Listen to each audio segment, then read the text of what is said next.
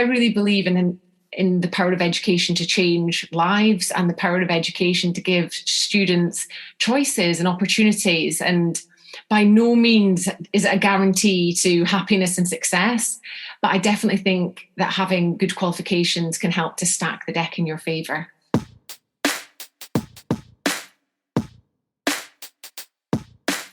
And I just vividly remember hanging out in winter in bus stops, waiting for buses that sometimes didn't come. And people used to say to me, if you stick in at school, you'll do well and you'll get a good job. And I think really that's what gave me the passion or the determination really to to do well at school. And that's certainly a really important part of the work that I do with students, is to encourage them to set goals. And often the main goal that we work on, which is often quite concrete and the easiest one for them to set, is what do they want to do in their exams? So what kind of grades do they want to get? And then we think about, why do they want to get those grades? Why are they important to them? And then we move from that into, what are the habits that you need to achieve those goals? Because clearly any goal without the hard work to go along with it is unlikely to be achieved. So we think about, what do you need to stop, start and continue? And another key part of goal setting, which a lot of students sort of consciously have never thought about, and I always ask students to, along with their goals, is what do you need to believe about yourself, your abilities and your intelligence if you're going to go on to achieve that goal?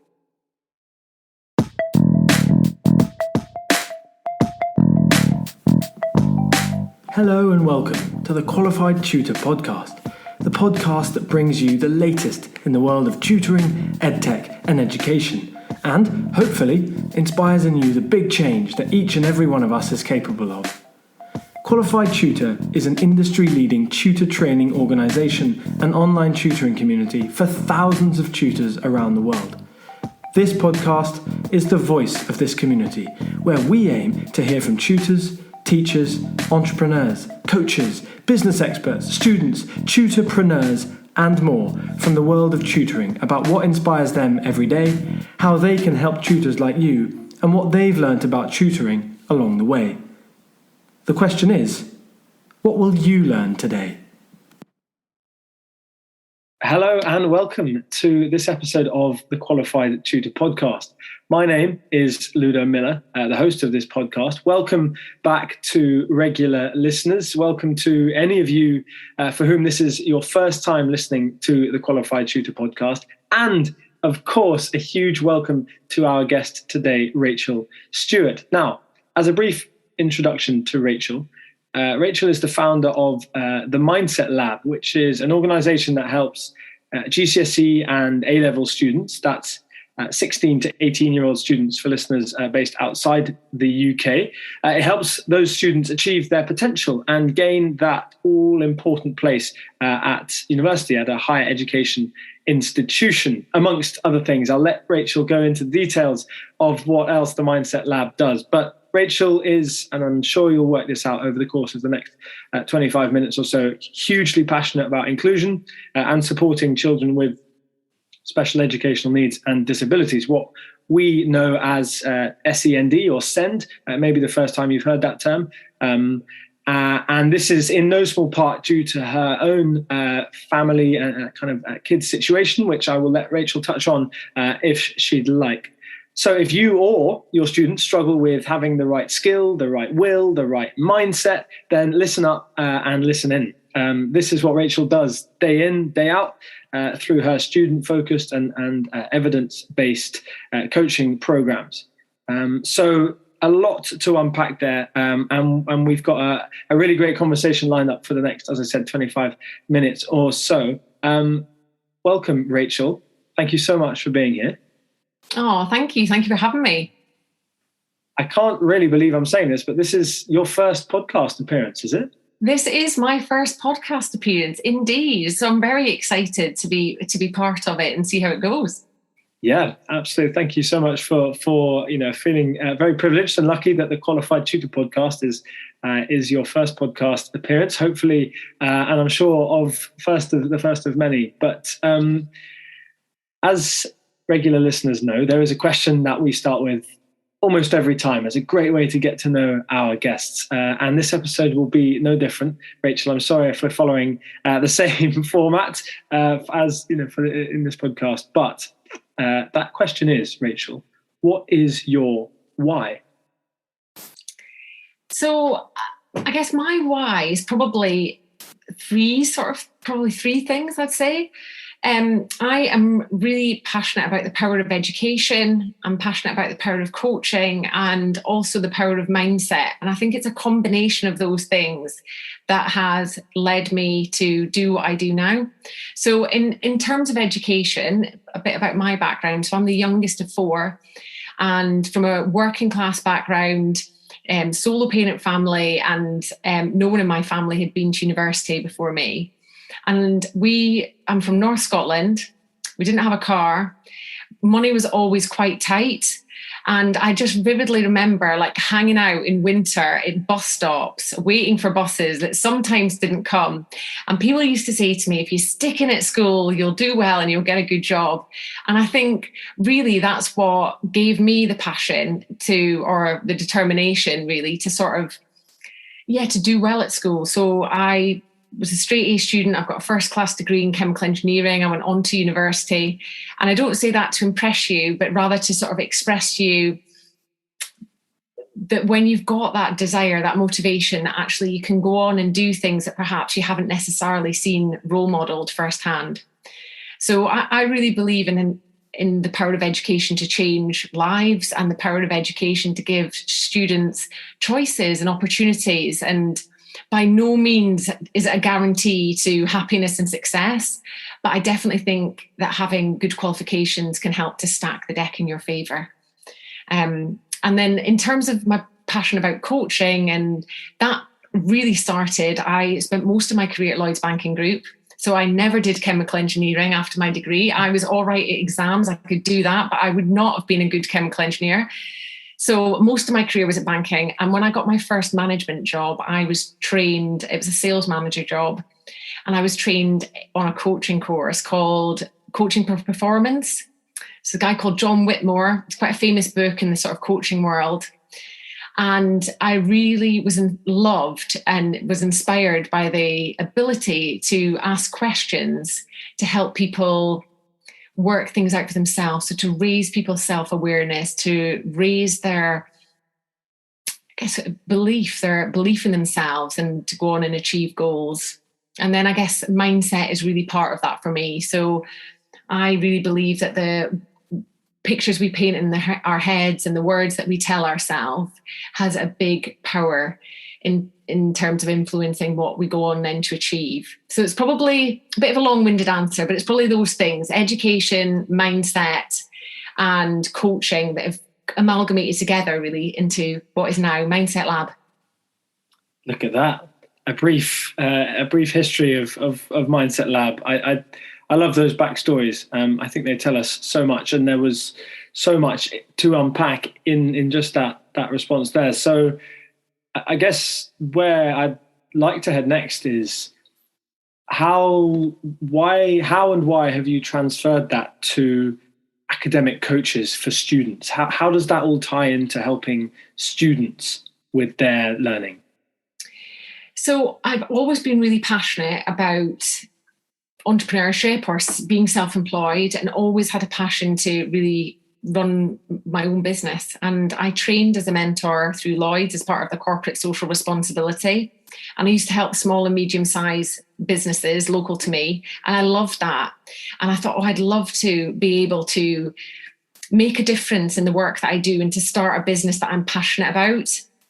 And then literally it came to me, the idea one day on the train, where I thought, do you know, I worked with a lot of people at Lloyds that had worked their way up. I think this is the other bit of the backstory. And they were often director level or senior managers or heads of department. And often when you got talking to them, they hadn't necessarily done well at school. So back in the day, you could leave school at 16, get a job at a counter in your local bank branch, and work your way up into some quite senior roles. And I sort of figured that actually this is nothing to do with these people's intelligence or capability. This was just that the skills that they clearly possessed in spades now, they didn't have, or there was a readiness issue when they were younger. They weren't able to use them.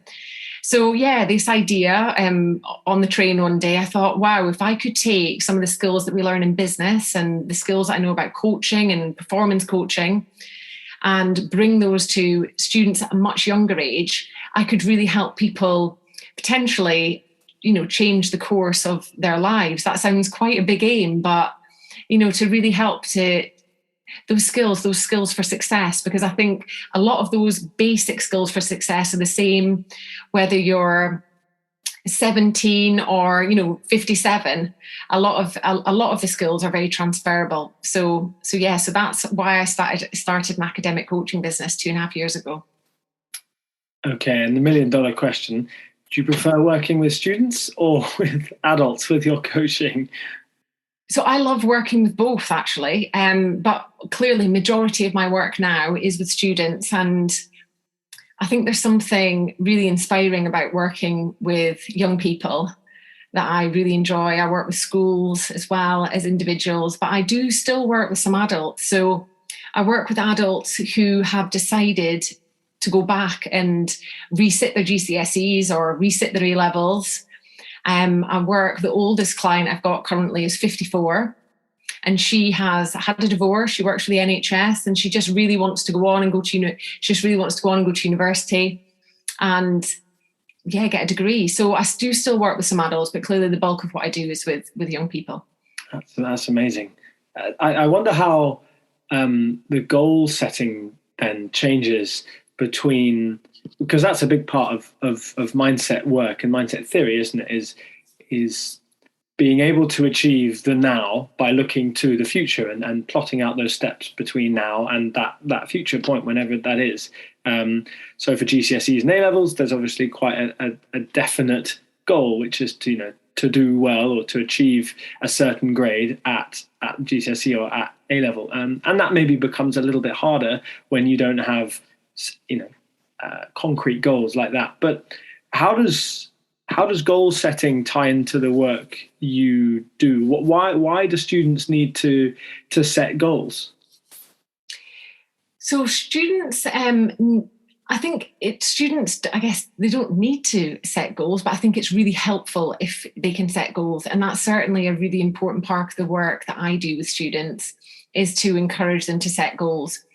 And often the main goal that we work on, which is often quite concrete and the easiest one for them to set, is what do they want to do in their exams? So what kind of grades do they want to get?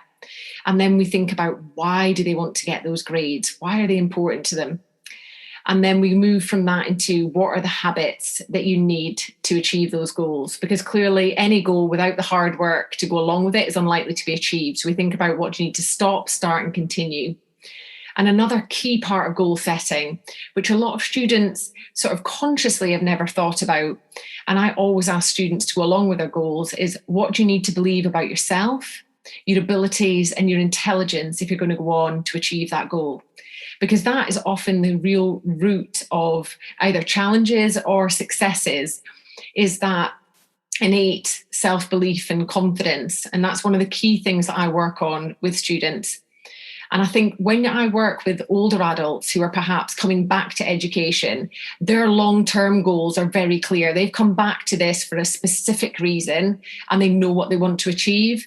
Whereas a lot of young people aren't quite sure, but they think, actually, let me just do the best that I can sort of with what's in front of me. And that's what we work with. We don't need to know what we want to do at 25 or what we want to study even at university. Let's just try and do the best with what we can see right now. And then as the months move on, those other questions and answers will become clearer to them. So that's why I think goals are important. And also because I think goals really underpin your resilience and your motivation. If you are strongly aligned to achieving something, it's much more easy, when you've got that vision, to kind of keep going on those days where you would rather not be studying.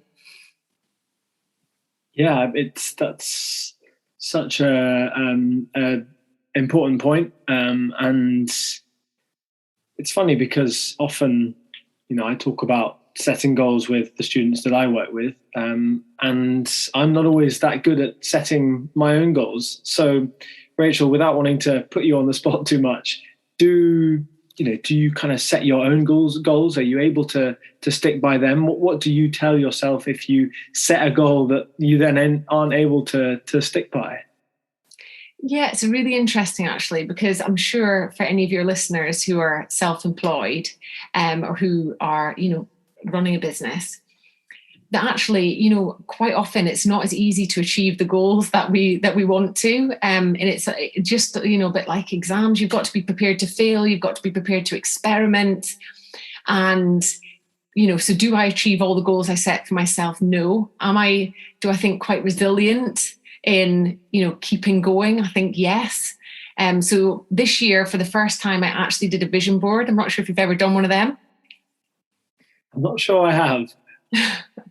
But I did for the first time, and I have it just to the right of me now. I did some imagery just on one A4 page of the things that I wanted to achieve. And even now we're in March, and some of those things actually I've decided that, things have changed and I might not want to, and I've replaced bits. But does it help me on the core of them, sort of like 80, 90% of it's still accurate? Yeah, I do. I think it helps having it there and being focused on it. So yeah, I do think I'm goal driven. And I also try and remind myself of the advice that I give to my students. And one of the key things I always talk about is marginal gains.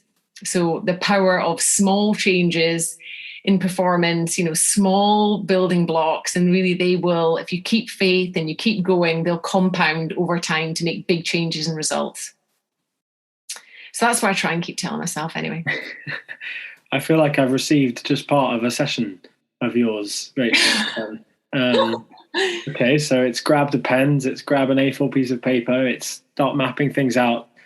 I love it. I'm certainly not very good at that myself. So, and it's easy to see that a student, a child, could gain a lot from that. Being able to map things out visually is really powerful, and it's not something that I was taught about much when I was a student. So.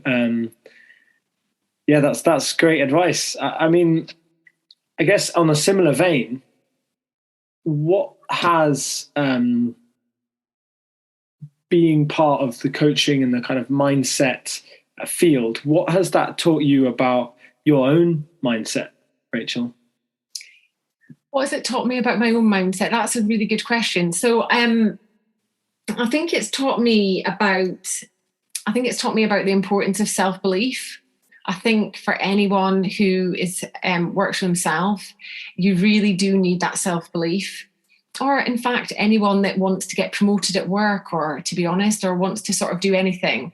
Actually, often the big goals, the important ones, aren't that easy to achieve. So I think you've got to continue believing that you can achieve it. You've got to have that resilience and be able to sort of roll with the punches, or be able to get back up from failure. And a big thing I'm passionate about is sort of teaching students and also my own children not to be ashamed of failing. Actually, failure is really good. You need to be able to fail. Successful people fail more. I think that's so true. And as well, when I speak to students about doing well, and the best study skill you'll ever learn is to ask yourself questions. There's loads of research on that, active recall, practice testing, whatever you call it. And actually, to be able to do well in that, you have to be able to get things wrong. You have to be able to fail more, because that's the way that you start getting things right. So that's something I teach my students, definitely something I remember myself, or try and remind myself of. And again, this thing about, I suppose, kind of quite a personal one for me. So both of my children have hearing loss. So my son is severely deaf, my daughter's moderately severely deaf. And I think when you have news like that, especially for my children, because they actually have a progressive loss. So when they were first born, they passed their hearing screen, but actually they've started to lose their hearing over time. And I think it's quite easy to get yourself into a mindset of thinking about how difficult things could be or where this could go.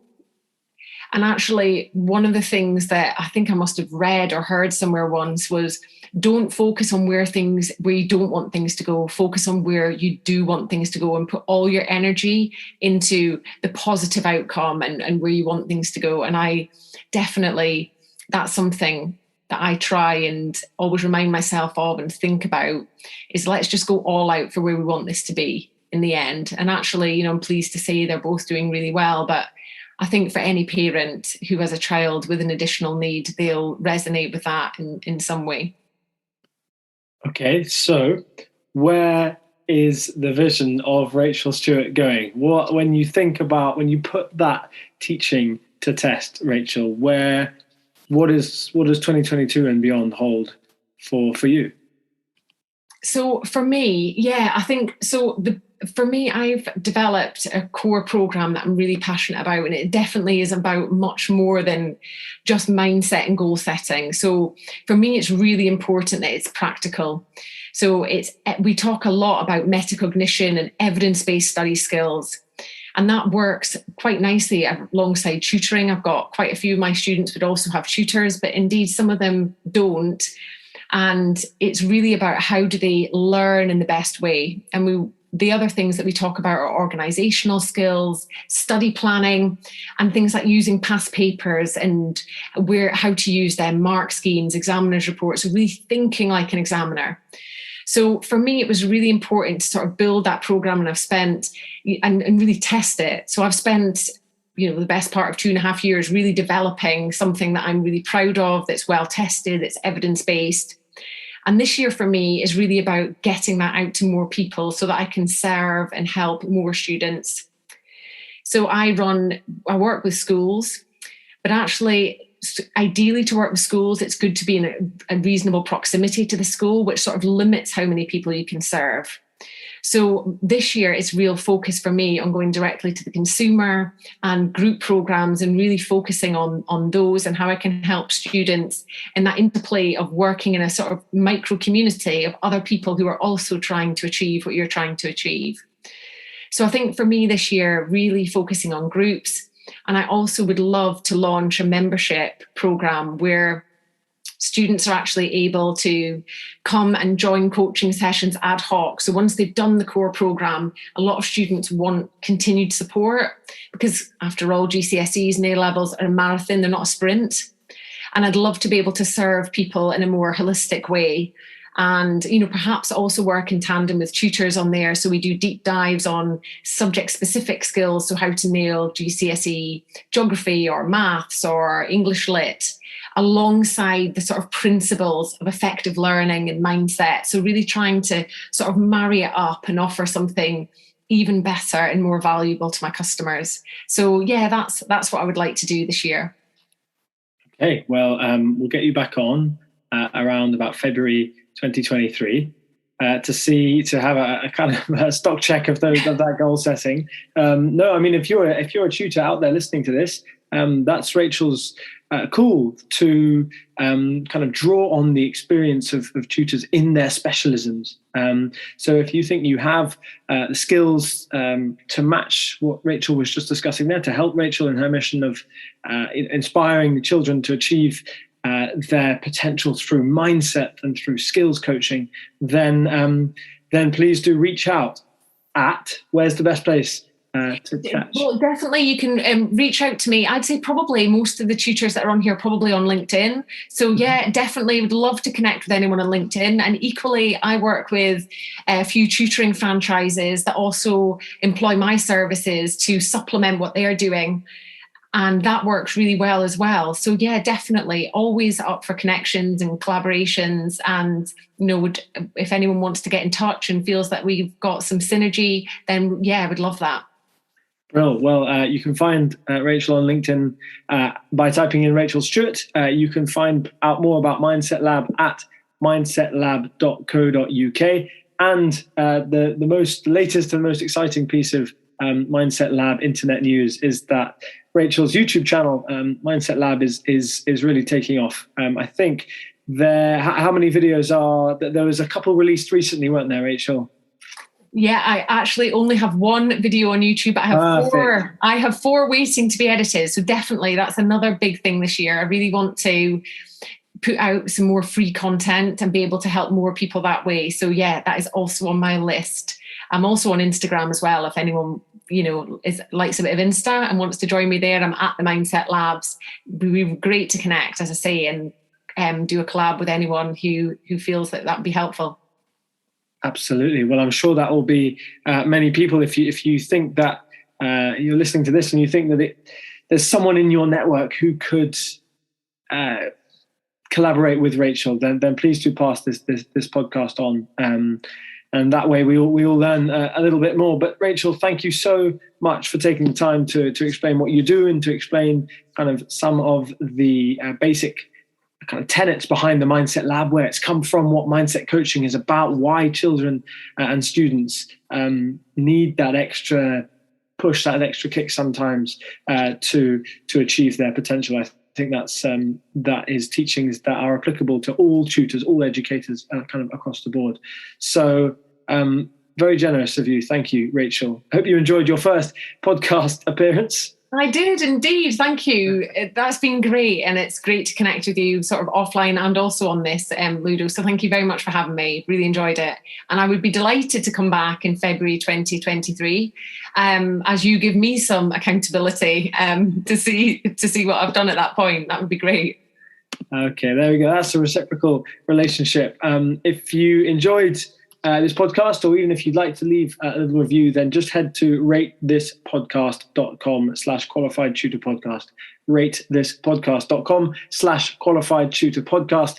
Leave us a little review just there, so that we can grow our show and so that people can continue listening to wonderful guests like Rachel. So really, Rachel, it's a huge thank you from us. My name is Ludo Miller, the host of this podcast, and it is a final goodbye from us until next time. So thank you very much, and we'll see you very shortly.